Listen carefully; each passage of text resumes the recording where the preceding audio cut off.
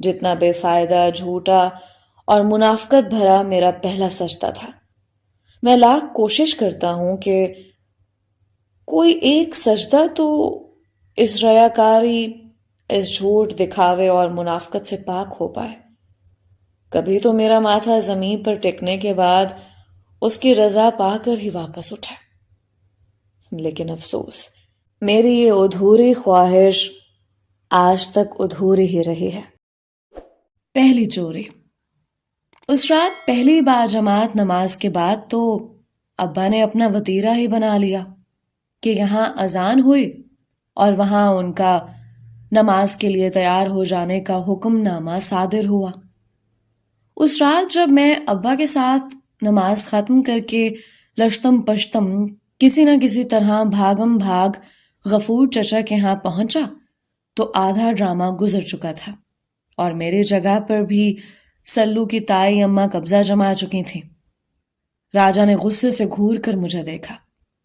میں نے کندھے اچکا کر اپنی بے بسی کا اظہار کیا۔ سب سے زیادہ افسوس مجھے اس بات کا تھا کہ میرے پہنچنے کے بعد بینا کا بس ایک ہی منظر آیا، وہ بھی بس چند لمحوں کا۔ ساری رات میں بے چینی اور افسوس سے بستر پہ کروٹیں بدلتا رہا۔ اگلے صبح میں نے راجا سے اس نئی افتاد کا ذکر کیا تو وہ بھی پریشانی سے سوچ میں پڑ گیا۔ باقی نمازوں کا اتنا مسئلہ نہیں تھا کیونکہ فی الحال فجر کی نماز کی تو مجھے ابا کی طرف سے چھوٹ تھی۔ البتہ باقی سب گھر والوں کو ان کی ایک ہی گرجدار آواز فجر کی پہلی اذان سے بھی کہیں پہلے جگا دیتی تھی۔ ظہر کا وقت تو اسکول سے آنے اور کپڑے وغیرہ تبدیل کر کے کھانا کھانے میں نکل جاتا تھا، لہٰذا ظہر کی نماز گھر پر پڑھنے کی رعایت بھی حاصل تھی۔ اصل مسئلہ عصر، مغرب اور عشاء کا تھا۔ عصر کے وقت ہم لوگ کھیل کے میدان میں ہوتے تھے، جو کہ مسجد سے اتنا دور تو نہ تھا کیونکہ محلے سے نکلتے ہی ایک سڑک پار کر کے ہم اس میدان تک پہنچ جاتے تھے، لیکن بیچ کھیل میں نماز کا وقفہ کرنا بڑا مشکل کام تھا۔ مغرب ہماری کھیل سے واپسی کا وقت تھا اور سب سے کٹھن وقت تو عشاء کا تھا۔ اس وقت تو ہمیں $6 million man, planet of apes, Shahzori اور اپنے پسندیدہ جیدی انکل کا کھیل انتظار فرمائیے دیکھنے کے لیے غفور چچا کے ہاں جمع ہونا لازمی ہوتا تھا۔ سچ تو یہ ہے کہ بہت عرصے تک ہمیں یہ پتہ ہی نہیں تھا کہ ٹی وی پر شام کو عصر اور مغرب کے درمیان اصل بچوں والے پروگرام جیسے کارٹون شو، الف لیلا، ٹک ٹک کمپنی، سارے دوست ہمارے اور کلیاں بھی آتے ہیں، کیونکہ ہمارے لیے تو غفور چچا کا منی سینما گھر کھلتا ہی صرف 8 سے 9 بجے کے لیے تھا۔ یوں ہم سب محلے کے بچوں کی ٹی وی بینی کی ابتدا ہی بڑوں کے پروگرام سے ہوئی۔ بہت عرصہ بعد جب راجا کے ابا نے اس کی ضد پر توشیبا کا بڑا سا black and white T V خریدا تو ہمیں پتہ چلا کہ اب سے پہلے تک ہم جو بھی دیکھتے رہے وہ بڑوں کے پروگرام تھے۔ میں اور راجا کافی دن سر جوڑے بیٹھے سوچتے رہے کہ عشاء کی نماز سے چھٹکارے کا کیا حل ہو سکتا۔ راجا کا ذہن ایسے موقعوں پر خوب چلتا تھا، لیکن یہ ایک ایسا گمبھیر مسئلہ تھا جس کا توڑ اس کے ذہن میں بھی نہیں آ پا رہا تھا۔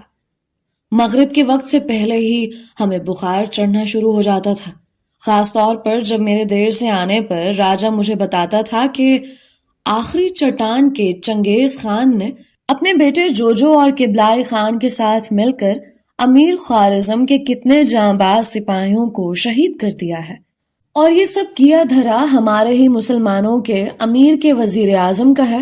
تو میں غصے اور بے بسی سے یوں ہاتھ ملتا جیسے اگر میں 8 بجے وقت پر آ جاتا تو ان سب کو بچا ہی تو لیتا۔ ہمارے محلے کے اندر ہی پرلی طرف 4تھے درجے کے ملازمین کی عیسائیوں کی ایک بستی بھی تھی۔ جن دنوں ٹی وی پر آخری چٹان آتا تھا ان عیسائیوں کے چھوٹے بچوں کی شامت آئی رہتی تھی، کیونکہ جیسے ہی آخری چٹان ختم ہوتا ہم سب مسلمان بچے اپنی لکڑی کی تلواریں لے کر یلغار ہو کے نعرے لگاتے ہوئے ان عیسائی بچوں پر پل پڑتے۔ چنگیز خان کے بغداد کے مسلمانوں پر کیے گئے مظالم کا حساب لینے کا کوئی اور طریقہ جو نہ تھا ہمارے پاس۔ یوں ہر ہفتے کسی نہ کسی عیسائی بچے کی آنکھ سوجی ملتی یا سر پھٹا ہوتا۔ بالآخر عیسائی بستی کے بڑے بوڑھے ہاتھ باندھے ہمارے بزرگوں کے پاس ہماری شکایت لیے آن پہنچے کہ یسوع مسیح کے واسطے ہمیں ان چھوٹے مسلوں کی روزانہ بلکہ ہفتہ وار یلغار سے بچایا جائے۔ اور پھر ہمارے بڑوں کے ہاتھوں ہم سب کی جو درگت بنی وہ سب تقریباً ناقابل اشاعت ہے۔ مجھے اور راجا کو سب سے زیادہ افسوس اس بات کا تھا کہ ہمارے بڑوں کو خود تو اسلام کی خدمت کی توفیق نہیں ہو پاتی۔ اگر ہم بچے مل کر مسلمانوں کی بھلائی کے لیے کچھ کر ہی رہے تھے تو بجائے اس کے کہ وہ ہماری کچھ حوصلہ افزائی کرتے، وہ تو جوتا لے کر الٹا ہمارے ہی پیچھے پڑ گئے تھے۔ بہرحال ان دنوں اپنے بڑوں کی یہ قدر ناشناسی اور عیسائیت کے لیے ان کے دلوں میں موجود درد ہمیں اتنا نہیں کھٹکتا تھا جتنا عشاء کی نماز کا وقت اور میرے ابا کی نظر کی سختی۔ راجا کا مسئلہ تو مجھ سے بھی بڑا تھا۔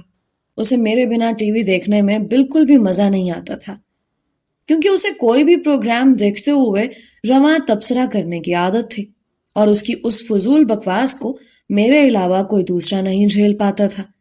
ساتھ ہی ساتھ وہ خاص جذباتی مناظر پر خوب موٹے موٹے آنسوؤں سے رونے کا بھی ماہر تھا، اور اس کو یہ ہرگز گوارا نہ تھا کہ عادی یعنی میرے علاوہ دوسرا کوئی اس کے یہ آنسو دیکھ پائے۔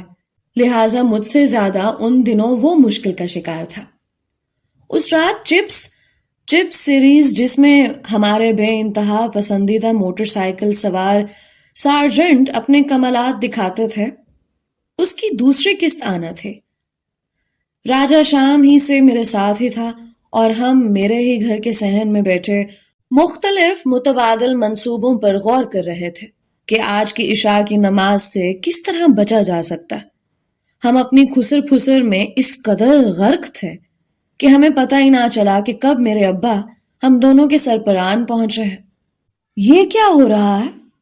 میں اور راجا یوں اچھلے جیسے ہمارے سروں پر کوئی بم آ کر پھوٹا ہو۔ راجا گھگھیایا، وہ چچا، دراصل میں عادی سے کہہ رہا تھا کہ کل سے مجھے بھی اپنے ساتھ نماز کے لیے جاتے ہوئے آواز دے جایا کرے۔ ابا کے چہرے پر سختی کچھ کم ہوئے۔ اچھی بات ہے، لیکن کل سے کیوں؟ آج سے کیوں نہیں؟ ابھی کچھ وقت ہے، تم بھی یہیں آدھی کے ساتھ ہی وضو کر لو۔ آج سے تم بھی ہمارے ساتھ ہی نماز کے لیے جایا کرو گے۔ خدا نے تمہارے ابا کو تو توفیق نہیں دی کہ زندگی میں کبھی عید کی نماز ہی پڑھ جائیں۔ چلو اچھا ہے، اسی بہانے کم از کم ان کا بیٹا ہی نمازی بن جائے گا۔ میرے ابا کو جانے کیوں ہمیشہ ہی سے راجا کے ابا سے کوئی نہ کوئی شکایت رہتی تھی۔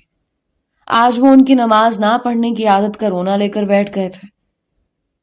ابا راجا کے ابا کی شان میں کچھ بڑبڑاتے ہوئے آگے بڑھ گئے، اور ان کے جاتے ہی میں نے ایک زوردار چپت راجا کے سر پر رسید کی اور غصے سے سرگوشی میں کہا، یہ کیا حماقت کی تم نے؟ تم یہاں میری جان بچانے کے لیے آئے تھے یا خود کو پھنسانے؟ کیا کرتا یار، تمہارے ابا یوں اچانک سر پر آن پہنچے تھے کہ جلدی میں اور کچھ سمجھ ہی نہیں آیا۔ عادی یار، اب کیا ہوگا؟ مجھے تو نماز کی صورتیں بھی پوری طرح سے یاد نہیں ہے۔ اتنے میں امارا ہمارے سر پر پہنچ گئی اور ہمیں سرگوشیاں کرتے دیکھ کر مشکوک سے لہجے میں بولی، یہ کیا تم دونوں سر جوڑے بیٹھے ہو؟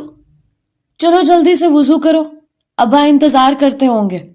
ہم دونوں نے دانت پیس کر امارا کی جانب دیکھا، لیکن ہم دونوں ہی جانتے تھے کہ اگر ہم لوگوں نے اسے کچھ کہا تو وہیں سے آواز لگا کر ابا کو سب بتا دے گی۔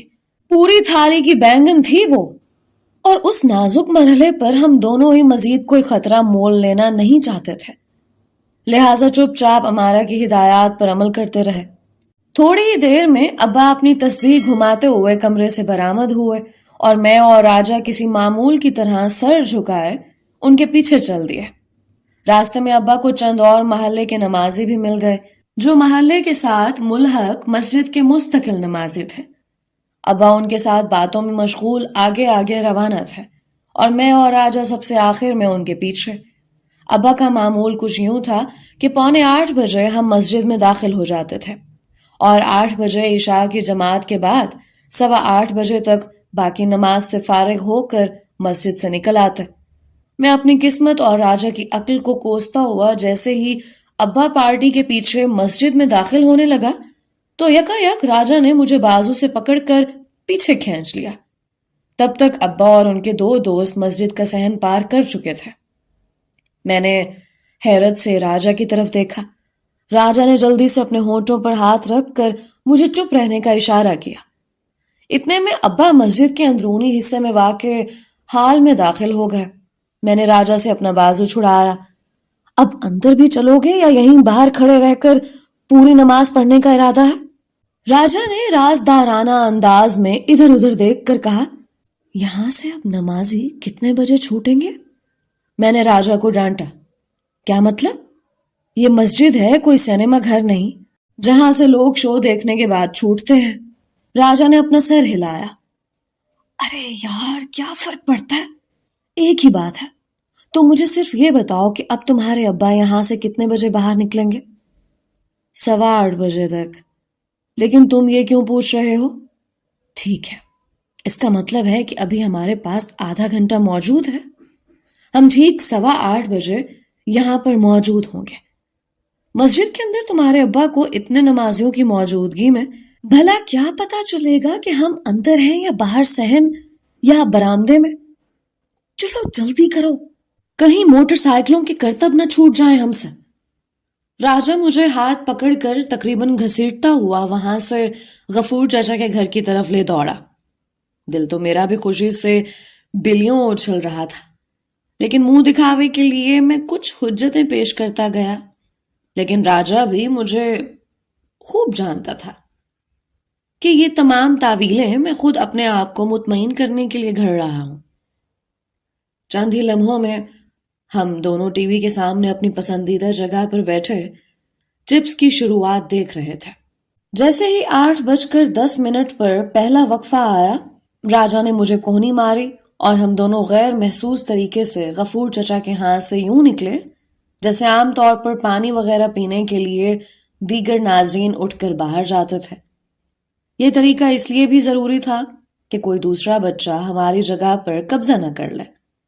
غفور چچا کے گھر سے نکلتے ہی میں نے اور راجا نے سر پر دوڑ لگائی اور چند ہی لمحوں میں ہم مسجد کے بیرونی دروازے پر موجود تھے۔ راجا نے جلدی سے اندر جھانک کر اطمینان کر لیا کہ میرے ابا کے جوتے اپنی جگہ پر موجود ہیں۔ کچھ ہی دیر میں جب ابا اندر سے نکلے تو میں نے اور راجا نے نہایت سعادت مندی سے ان کے جوتے سیدھے کیے۔ ابا نے ہمیں دعا دیتے ہوئے جوتے پہنے اور ہم ان کے پیچھے پیچھے اسی سعادت مندی سے چل پڑے جس طرح ہم یہاں تک آئے تھے، اور جیسے ہی ابا ہمارے گھر کے دروازے سے اندر داخل ہوئے ویسے ہی ہم الٹے پاؤں کسی گولی کی سی رفتار کے ساتھ بھاگتے ہوئے دوبارہ غفور چچا کے گھر میں آن موجود ہوئے۔ وقفہ ختم ہوئے ابھی 2-4 منٹ ہی ہوئے تھے اور ہماری جگہ ویسے ہی خالی پڑی تھی۔ میں اور راجا لپک کر اپنی جگہ پر بیٹھ گئے اور چند لمحے تو ہم دونوں سے ٹھیک سے سانس بھی نہیں لی گئی، کیونکہ اتنی بھاگ دوڑ کے بعد ہمارا دم بری طرح سے پھولا ہوا تھا۔ بہرحال راجا کا منصوبہ کامیاب ہو چکا تھا اور ہم دونوں کا خوشی کے مارے برا حال تھا۔ ابا کو ذرا بھی خبر نہیں ہوئی تھی کہ ہم دونوں نماز کے دوران مسجد میں موجود ہی نہ تھے۔ فلم ختم ہوئی تو میں اور راجا باہر نکل آئے۔ راجا نے زور سے میرے کاندھے پر ہاتھ مارا اور فخریہ انداز میں ہنستے ہوئے بولا، کیوں آدی پیارے، مانتے ہو راجا کے دماغ کو یا نہیں؟ میں نے فوراً ہاتھ بڑھا کر راجا کے سر کی بلائیں لے لیں، کیونکہ اس کا شیطانی دماغ اسی سر کے اندر موجود تھا۔ نماز کی یہ چوری میری زندگی کی پہلی چوری تھی۔ میں نے اس کے بعد بھی بہت سی چوریاں کی۔ بڑے بھیا کے گولک میں سے 4 آنے اور 10 پیسے نکالنے کی چوری، امارا کے بستے میں سے اس کی پسندیدہ خوشبودار مٹانے والی ربڑ کی چوری، باورچی خانے میں امی کے مختلف ڈبوں میں چھپائے ہوئے گڑ کی چوری، ابال کر رکھے گئے ٹھنڈے ہوتے ہوئے دودھ کے اوپر سے بالائی کی چوری، اور جانے ایسی کتنی چوریاں لیکن ہر چوری کسی نہ کسی ایک مقام پر آ کر مجھے چھوڑنی ہی پڑی، یا پھر مجھ سے خود ہی چھوٹ گئی۔ لیکن اپنی پہلی چوری کو میں آج تک نہیں چھوڑ پایا۔ یہ لت مجھے کچھ اس طرح سے چمٹی کہ میں آج تک اپنی نماز اور اپنے مذہب میں چوریاں کرتا پھرتا ہوں۔ جانے نماز اور مذہب میں چوری کرنے کی یہ لت میرا پیچھا کب چھوڑے گی؟ جانے خود اپنے ہی اندر کی جانے والی اس نقب زنی کی شرمندگی اور اس عذاب سے میری جان کب چھوٹے گی؟ جانے کب؟ پہلی مار۔ راجا کا فارمولہ انتہائی کامیابی سے جاری تھا اور ہم عشاء کی نماز سے یوں ہی جان چھڑا کر بچتے رہے۔ حالانکہ ان دنوں میں کئی مرتبہ نماز پر وقت پر نہ پہنچنے کی وجہ سے بڑے بھیا کی ٹھیک ٹھاک پٹائی ہو چکی تھی۔ ہم ٹھیک وقت پر ابا کے مسجد سے نکلنے سے پہلے مسجد کے دروازے پر پہنچ جایا کرتے تھے، لیکن ایک مرتبہ ہم سے وقت کے اندازے میں کچھ چوک ہو گئی۔ ہم جیسے ہی مسجد کی طرف جانے والی سڑک کا موڑ مڑنے لگے تو ہماری اوپر کی سانس اوپر اور نیچے کی نیچے رہ گئے۔ ابا دیگر نمازیوں کے ساتھ دروازے سے باہر نکل رہے تھے۔ دراصل یہ سب راجا کی حماقت کا نتیجہ تھا۔ ہم نے پابندی وقت کو مزید سخت کرنے کے لیے کلو کباڑیے کے ٹھیلے سے ملی ایک پرانی سی ہاتھ پر باندھنے والی گھڑی بھی 5 روپے میں اس کی منتیں ترلے کر کے خرید لی تھی، اور راجا نے خاص طور پر عصر کے وقت مسجد جا کر میرے سامنے مسجد کی گھڑی سے اپنی اس ہاتھ والی گھڑی کا وقت ملایا تھا۔ لیکن ہمیں کیا پتا تھا کہ اس کلو کباڑیے کی طرح اس کی دی ہوئی یہ بوسیدہ گھڑی بھی یوں لنگڑا لنگڑا کر چلتی ہوگی۔ اس رات میں اور راجا سٹار ٹریک، جسے ہم ستاروں والی فلم کہتے تھے، دیکھنے میں مگن تھے۔ میں نے 2 مرتبہ راجا سے وقت پوچھا اور دونوں مرتبہ بے دھیانی میں 8:05 بتایا۔ جب تیسری مرتبہ بھی میرے پوچھنے پر راجا کے منہ سے 8:05 نکلا تو ہم دونوں ہی زور سے چونکے۔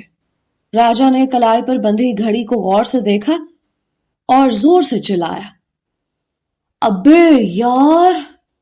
مارے گئے۔ سب لوگ چونک کر ہماری طرف دیکھنے لگے۔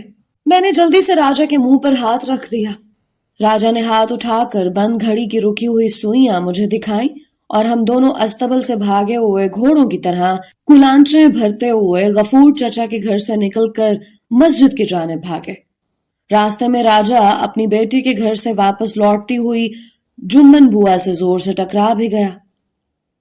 دراصل اس میں میرا اور راجا کا اتنا قصور نہیں تھا جتنا جمن بوا کے بڑے سے شٹل کاک برقے کا تھا، جس کا گھیرا اس قدر پھیلا ہوا تھا کہ مشرق سے مغرب تک ہر سمت صرف ان کا برقع ہی بکھرا نظر آتا تھا۔ ہم بھاگتے ہوئے کالونی سے نکل رہے تھے اور جمن بوا سائیکل رکشہ والے کو سلواتیں سناتی محلے میں داخل ہو رہی تھی۔ موڑ مڑتے ہی وہ ہم دونوں کے سامنے آ گئیں۔ میں تو پھر بھی کسی نہ کسی طرح جھکائی دے کر ان کے خیمہ نما برقعے سے بچ نکلنے میں کامیاب ہو ہی گیا، لیکن راجا پوری کوشش کے باوجود ان کے برقعے کی زد میں آ گیا۔ جمن بوا کے منہ سے زور سے ایک لمبی اور اونچی ہائے کی آواز نکلی۔ پہلے ان کی چٹائی کی بنی ہوئی ٹوکری فضا میں بلند ہوئی، اس کے بعد ان کا سال خوردہ پلاسٹک والے فریم کا موٹا سا چشمہ، اور پھر مجھے صرف اتنا ہی نظر آیا کہ راجا ان کے برقعے میں کچھ اس طرح سے گڈمڈ ہوا کہ کچھ دیر تک پتہ ہی نہیں چل پایا کہ ان میں سے جمن بوا کون سی ہے اور راجا کدھر ہے۔ ایسا لگتا تھا جیسے کسی بہت بڑے خیمے میں کوئی جنگلی بھینسان گھسا ہو۔ اگلے ہی لمحے راجا جمن بوا سمیت سڑک پر الٹا دھرا ہوا تھا۔ جمن بوا کے منہ سے مغلظات کا ایک ریلا تھا جو نکلے جا رہا تھا، لیکن چونکہ ان کا چشمہ بھی اتر کر سڑک کے درمیان کہیں پڑا ہوا تھا، لہٰذا انہیں میں اور راجا ٹھیک سے دکھائی نہیں دے پائے۔ وہ ہائے ہائے کرتے ہوئے ہمیں سلواتیں سنائی جا رہی تھیں۔ میں نے بڑی مشکل سے ان کے برقعے کے اندر سے راجا کو کسی طرح ڈھونڈ کر نکالا جو ابھی تک بدحواسی سے یہاں وہاں ہاتھ مار رہا تھا۔ اسے کھڑا کر کے میں نے جلدی سے بوا کا چشمہ اٹھا کر انہیں پکڑایا، اور اس سے پہلے کہ وہ چشمہ اپنی آنکھوں پر لگا کر ٹھیک سے ہمیں دیکھ پاتی، ہم دونوں وہاں سے ہوا ہو چکے تھے۔ لیکن اسی تمام کشمکش میں الجھتے اور گرتے پڑتے جب ہم نے مسجد کا موڑ کاٹا تو ابا کو مسجد کے دیگر نمازیوں سمیت باہر نکلتے دیکھ کر میری تو سیٹی ہی گم ہو گئی۔ ابا کی نظر ابھی تک ہم پر نہیں پڑی تھی۔ ان کے پیچھے بڑے بھیا بھی سر پر اونی ٹوپی پہنے خراما خراما چلے آ رہے تھے۔ میں اور راجا اپنی جگہ پر جیسے جم کر ہی رہ گئے، اور پھر اچانک ہی راجا نے جلدی سے اپنا رخ اسی طرف پلٹ لیا اور میرے گلے میں بھی باہیں ڈال کر مجھے بھی اسی جانب موڑ لیا جس طرف سے ہم بھاگتے ہوئے مسجد کی جانب آ رہے تھے۔ اب دور سے ابا کی نظر پڑی تو انہیں یوں محسوس ہوتا کہ ہم ان سے کچھ دیر پہلے ہی مسجد سے نکل کر اچھے دوستوں کی طرح گلے میں باہیں ڈالے واپس گھر کی طرف جا رہے ہیں۔ یہ سب کچھ اتنی تیزی سے اور چند لمحوں کے وقفے میں ہوا کہ خود میری سمجھ میں بھی کچھ نہیں آیا۔ ابھی ہم نے پہلا قدم ہی اٹھایا تھا کہ ابا کی گرجدار آواز نے ہم دونوں کا خون خشک کر دیا۔ یہ تم دونوں کہاں بھاگے جا رہے ہو؟ کوئی ٹرین چھوٹ رہی ہے کیا؟ یہاں آؤ اور اپنے بھیا کے ساتھ چلو۔ میری اور راجا کی سانس میں سانس آ گئی۔ مطلب ابا کو پتہ نہیں چلا تھا کہ ہم مسجد میں موجود نہیں تھے۔ جانے خدا کو ہماری کون سی نیکی یاد آ گئی تھی۔ بہرحال ہم دونوں بھاگتے ہوئے ابا کے پیچھے چلتے ہوئے بھیا سے قدم ملا کر چلنے لگے۔ لیکن ایک دوسری مصیبت ہماری طاق میں بیٹھی تھی۔ فاری بھیا نے غور سے مجھے اور راجا کو دیکھا اور مشکوک لہجے میں پوچھا، تم دونوں نے کب نماز پڑھی؟ میں نے تو تم لوگوں کو مسجد میں کہیں نہیں دیکھا۔ میں نے گھبرا کر راجا کی طرف دیکھا۔ یہ تو شکر تھا کہ ابا کسی اور نمازی سے باتیں کرتے ہوئے جا رہے تھے، ورنہ بھیا کی آواز ان کے کانوں تک ضرور پہنچ جاتی۔ راجا نے فوراً بھیا سے پوچھا، آپ کہاں کھڑے تھے جماعت کے وقت؟ بھیا راجا کے جھانسے میں آ گئے اور بول پڑے، تیسری صف میں اندر۔ ہاں تو بھلا آپ ہمیں کیسے دیکھ پاتے؟ میں اور آدی تو باہر برآمدے میں کھڑے تھے۔ اس وقت تو راجا نے بھیا کو لاجواب کر دیا، لیکن کاش ہم دونوں اسی لمحے یہ بھی جان پاتے کہ یہ مصیبت ابھی ٹلی نہیں ہے تو کتنا اچھا ہوتا۔ ابا کے گلی کا موڑ مڑنے سے پہلے ہی میں اور راجا بھاگ کر غفور چچا کے ہاں پہنچ چکے تھے۔ بھیا کے دل میں شک جڑ پکڑ چکا تھا، اور اگلے چند دن تک ہماری باقاعدہ نگرانی کرنے کے بعد وہ میرے اور راجا کے بے داغ منصوبے سے واقف ہو چکے تھے۔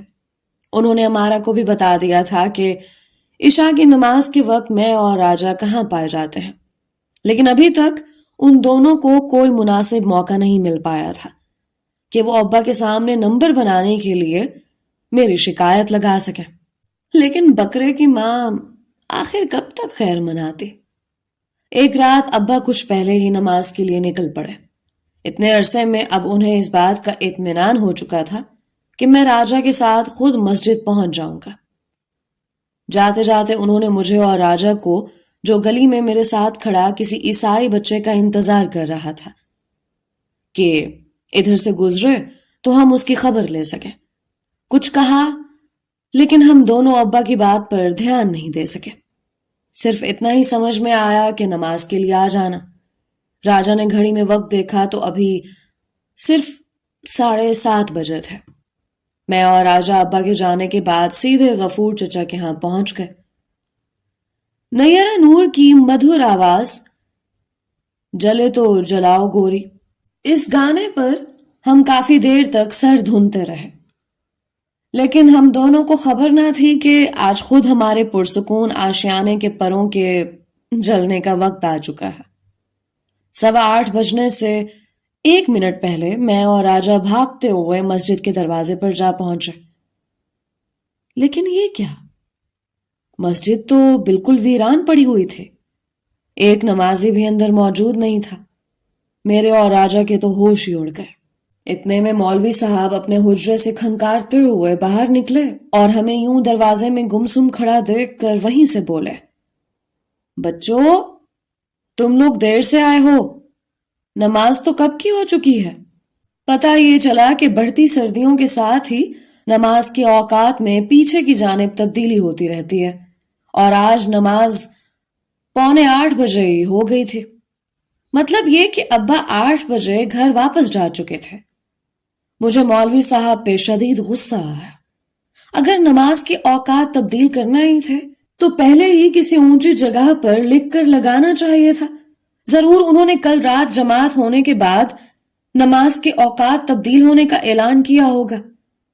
ابا یہی سمجھ رہے تھے کہ ہم نے کل ہونے والا اعلان سن لیا ہوگا، اور شاید جاتے ہوئے گلی میں انہوں نے مجھ سے اور راجا سے یہی کہا تھا کہ جلدی مسجد پہنچ جائیں۔ پر اب کیا ہو سکتا تھا؟ راجا نے رکت بھری آواز میں مولوی صاحب سے درخواست کی کہ آئندہ جب کبھی نظام الاوقات بدلنے ہوں تو براہ مہربانی مسجد کی بیرونی دیوار پر بھی لکھ کر لگوا دیا کریں، تاکہ ہم جیسے گناہ گار نمازیوں کو بھی وقت کی اس تبدیلی کا پتہ چل سکے۔ جبکہ میرا دل چاہ رہا تھا کہ مولوی صاحب سے کہوں کہ ہماری آج رات کی خیریت سے گزرنے کی دعا سب سے پہلے کریں، کیونکہ میں جانتا تھا کہ آج کی رات کم از کم مجھ پر بے حد بھاری گزرنے والی تھی۔ سارے راستے راجا مجھے تسلیاں دیتا رہا کہ کچھ نہیں ہوگا۔ اپنی گلی کے نکڑ پر میں نے اسے گلے لگا کر اپنی آہوں اور سسکیوں میں رخصت کیا۔ آہیں راجا کی تھیں اور سسکیاں میری، جو میرے منہ سے ابا کی مار کا سوچ کر ہی پہلے سے نکل رہی تھیں۔ گھر میں داخل ہوتے برآمدے میں غصے سے ٹہلتے ہوئے ابا پہ میری نظر پڑی۔ انہوں نے غصے سے ہنکارا بھرا، آ گئے جناب؟ بڑی لمبی نماز پڑھی آج تو میرے لال نے۔ میں منہ ہی منہ میں بدبدایا، جی وہ میں جی ابا گرجے، یہ کیا جی جی لگا رکھی ہے؟ اور وہ دوسرا لوفر کہاں ہے جو تمہارے ساتھ روزانہ گھر سے نماز کا کہہ کر نکلتا ہے؟ مطلب یہ کہ اگر ابا نے راجا کو دوسرا لوفر کہا تھا تو یقیناً انہوں نے پہلے لوفر کے درجے پر مجھے ہی فائز کر رکھا ہوگا۔ میں ابھی اپنے ذہن میں اس درجہ بندی میں مصروف ہی تھا کہ ابا کی گرجدار آواز نے مجھے چونکا دیا۔ میں پوچھتا ہوں کہاں تھے نماز کے وقت؟ ذرا شرم نہیں آتی ہوں اللہ کے گھر سے بھاگتے ہوئے تمہیں؟ کب سے دھول جھونک رہے ہو ہماری آنکھوں میں؟ میں نے کچھ کہنے کے لیے منہ کھولا ہی تھا کہ امارا اور بھیا برآمدے کے ستونوں کے پیچھے سے نکل آئے، اور امارا نے الف سے لے کر یہ تک تمام داستان امیر حمزہ ابا کے گوش گزار کر دی۔ بھیا کے چہرے پر فاتحانہ مسکراہٹ تھی، جیسے کہہ رہے ہوں، دیکھ لیا نا بچوں، یہ انجام ہوتا ہے میرے گلک سے پوچھے بنا پیسے نکالنے کا، اب بھگتو۔ امارا بولتی گئی اور ابا کا پارا آسمان کی آخری حدوں کو چھونے کے درجے کو پہنچتا گیا۔ ایسے موقعوں کے لیے خاص چھڑی بھیا نے پہلے ہی برآمدے میں لا کر رکھ دی تھی تاکہ بعد میں ڈھونڈنے میں وقت ضائع نہ ہو۔ چند ہی لمحوں میں ابا کی وہ چھڑی ٹوٹ کر مجھ پر برس رہی تھی۔ اس رات تو امی کی مداخلت بھی کام نہ آئی۔ بالآخر جب امی نے ابا کی چھڑی کی ضربیں خود اپنے ہاتھ پر سہنا شروع کر دیں اور اپنے ہاتھوں کو میرے جسم کی مستقل ڈھال بنا لیا، تب ابا کو رکنا ہی پڑا۔ یہ پہلی مار تھی جو ابا کے ہاتھوں اس رات مجھے پڑی تھی۔ اس کے بعد بھی مجھے بہت بار مار پڑی، کبھی ابا کے ہاتھوں، کبھی اپنے درس دینے والے مولوی کے ہاتھوں، کبھی اسکول میں ہیڈ ماسٹر کے ہاتھوں، لیکن ان میں سب سے بری مار وہ تھی جو اس زمانے میں اور وقت نے مجھے ماری۔